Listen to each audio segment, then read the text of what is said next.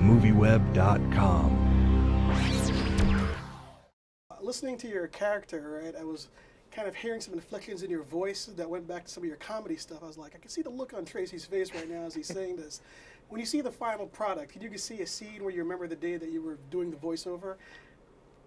I probably could, if I could see the scene, I probably could remember. Some of it was done in L.A. Wow. Some of it was maybe even done in Toronto, but some of it was done in New York.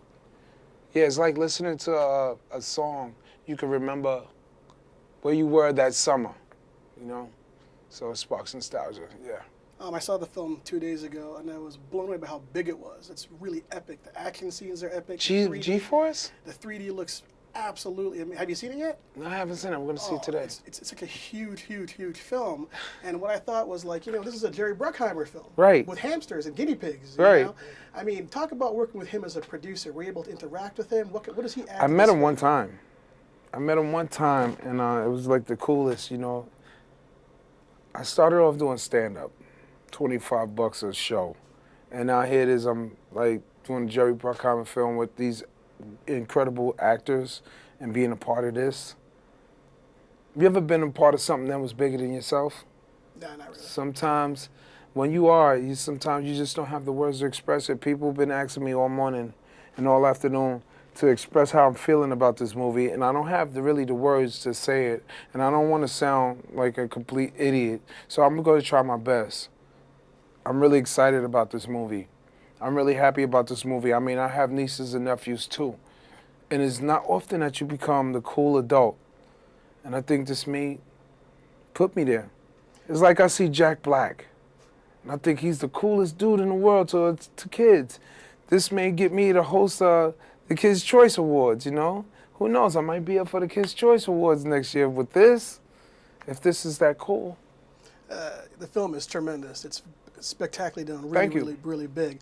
And I believe you. Oh, I'm not kidding. There's a scene in the climax is so huge. Literally what popped in my brain was like, I'm watching a Jerry Bruckheimer film because it's so action-packed and so big. All right, so let's get back to talking about the comedy career, versus the voiceover work, right? Right. Because, you're probably, used to feeding off people and riffing off your audience. How do you do? I know you did Cloudy with Meatballs as well, as far as a cartoon, right? Yeah. Okay, so how do you react in that environment? Do you feel you're missing anything? Do you need like a cue to get you going? No, I've never been some performers have a hard time establishing, they need that audience there just to establish that relationship, to know that they're doing well. Like, I can do it without, with a guy holding a boom over my head. It's as a confidence thing where you're gonna be funny. Some people have to have live action. They have to have that feedback immediately. And then there are those who can do it in a booth. Those are those who can do it just in front of a camera, and they know they're gonna get that reaction, that confidence. And then there are some who can't translate it. I never thought about it. I just do it. I never really think about, I need an audience. I love doing live entertainment. There's nothing like live entertainment, but you also have to do it like this too, where it's just you in a booth. I was looking at some of your upcoming projects, and I think you did a film with Neil LaBute. Yes, it's called Death at a Funeral. What was that like? I think that Rock guy's and brilliant as a Martin director. Chris Rock and Martin Lawrence is a remake of the British version of it with Peter Dinklage and all those. Well, first of all, working with Neil LaBute is, come on, dude, that's top dog.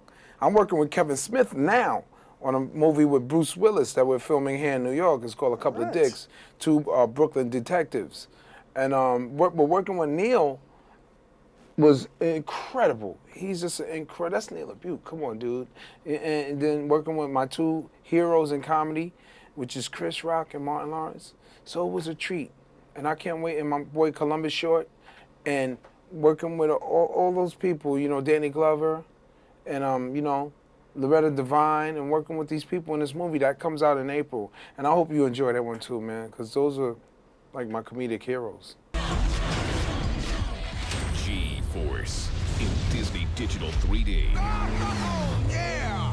Whoa! Lester, do something. What do you suggest I do? Poop in his hand. Poop in his hand.